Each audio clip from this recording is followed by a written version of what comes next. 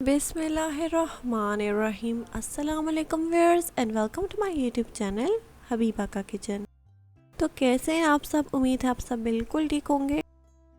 तो आज मैं आप लोग के साथ शेयर करने वाली हूँ मीठे से कुछ हट के बहुत डिफरेंट रेसिपी, स्नैक की ऐसी रेसिपी आप लोग के साथ शेयर करने वाली हूँ जो बनाने में बहुत ही आसान है बट जायके में बहुत ही लाजवाब। एक ट्राई में ही आप इसके दीवाने हो जाएंगे और बार बार घर में ज़रूर बनाएंगे। चलते हैं जल्दी से रेसिपी की तरफ और बनाना स्टार्ट करते हैं। तो सबसे पहले मैंने यहाँ पे आलू जो थे उनको बॉईल करके रख लिया था। आपने आलू को बॉईल करके फ्रिज में रखना 15 मिनट के लिए ताकि वो अच्छे से सेट हो जाए, ठंडे हो जाए, पतले बिल्कुल ना रहें। उसके बाद आपने मैश कर लेना है, या मैशर की मदद से मैश कर लीजिए या ग्रेट कर लीजिए आलू को। आप हाथों की मदद से भी मैश कर सकते हैं, जैसे आपको ईजी लगे आप वो तरीका यूज़ कर सकते हैं। मैं यहाँ पे अच्छे से आलू जो है उनको ग्रेट कर रही हूँ क्योंकि नमकीन आलू यूज़ करेंगे इस रेसिपी के लिए। अगर आप मीठे आलू यूज़ करेंगे तो वो बहुत पतले हो जाएंगे मैश होने के बाद, तो फिर वो जो रेसिपी है वो सही से नहीं बनेगी। यहाँ पे सारे आलू को हमने कर लिया अच्छे से मैश। उसके बाद ऐड करेंगे कुछ मसाले। गरम मसाले में चिली फ्लेक्स भी मैंने ऐड कर दिए थे, वो भी अच्छे से ब्लेंड कर लिए, रेड जो ड्राई चिलीज़ होती हैं उनको। उसके बाद ऐड करेंगे वाइट पेपर एंड नमक अपने जायके के मुताबिक ऐड कर लीजिए। ये सब मसाले ऐड करने के बाद अच्छे से मिक्स कर लेंगे। खड़े मसाले जो गरम मसाला पाउडर मैंने ऐड किया, जो भी खड़े मसाले आपके पास इजीली अवेलेबल है, कोरिएंडर सीड और जो ज़ीरा है, नॉर्मल मतलब जो आम मसाले होते हैं उनको अपने ब्लेंडर में ऐड करके पाउडर रेडी करके ऐड कर देना है। तो ये सारे मसाले अच्छे से आलू में मिक्स कर लेंगे। आप देख सकते हैं, आपको नज़र आ रहा होगा कि मैश होने के बाद भी आलू जो है वो पतले नहीं हुए। तो अब यहाँ पे साथ ही ऐड कर लेंगे सारे मसाले। ऐड करने के बाद कॉर्नफ्लावर आपने 2 से 3 टेबल स्पून ऐड करना है, बहुत ज़्यादा ऐड नहीं करना। नॉर्मली जो ये स्नैक की रेसिपी है इसमें कॉर्न स्टार्च 1 कप ऐड कर देते हैं लोग, बट वो आपकी हेल्थ के लिए अच्छा नहीं है। तो आप कॉर्न स्टार्च कॉर्नफ्लावर जो भी यूज़ करें वो कम यूज़ करें। आप यहाँ पे कॉर्नफ्लावर की जगह मैदा भी ऐड कर सकते हैं। मैदा यूज़ कर लीजिए 2 से 3 टेबल स्पून, तो आपको सेम रिजल्ट ही मिलेगा।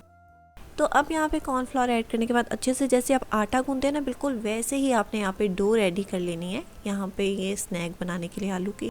तो फिलहाल मिक्सिंग हो चुकी है अच्छे से। आप चाहे तो इसके अंदर कलर के लिए थोड़ा सा येलो कलर भी ऐड कर सकते हैं, बहुत ही प्यारा स्नैक का कलर आ जाएगा। तो मैंने यहाँ पे 1 ड्रॉप येलो कलर ऐड किया, ये ऑप्शनल है।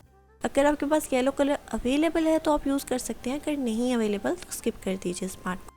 कलर ऐड करने के बाद भी अच्छे से मिक्स कर लेंगे।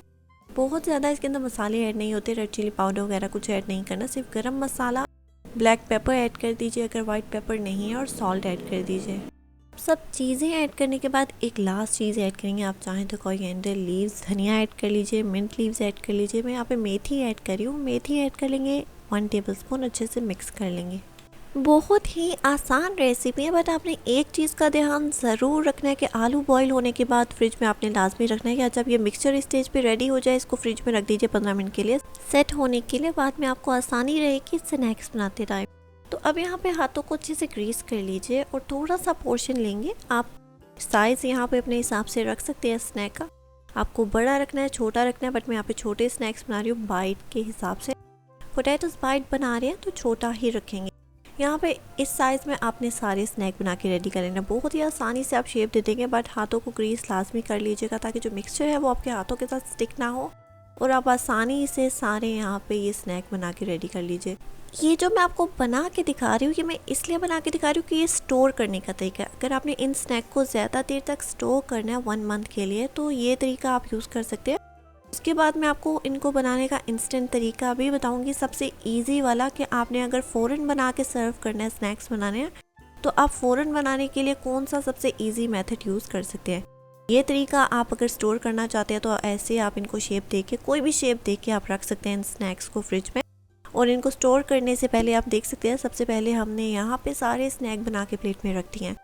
अब आपने कोई भी छानी लेनी है, उसके अंदर 1 टेबल स्पून कॉर्नफ्लोर ऐड कर लेंगे और सारे स्नैक्स के ऊपर अच्छे से आपने स्प्रिंकल कर लेना है कॉर्नफ्लोर, ताकि बाद में ये स्टिक भी ना हो। जब आप इनको स्टोर करेंगे आपने किसी भी बॉक्स में अच्छे से कवर करके आपने इनको फ्रीज़र में रख देना है ताकि ये आपस में स्टिक भी नहीं होंगे। जब आप इनके ऊपर मैदा या कॉर्नफ्लोर स्प्रिंकल कर लेंगे तो ये अच्छे से परफेक्टली 1 मंथ आसानी से स्टोर रहेंगे। जब भी आपका खाने का दिल करेगा आप इजीली निकाल के फ्राई करके इनको खा सकते हैं, एयर फ्राई भी कर सकते हैं। तो यहाँ पे अब ये स्टोर होने वाला तरीका तो मैंने आपको बता दिया।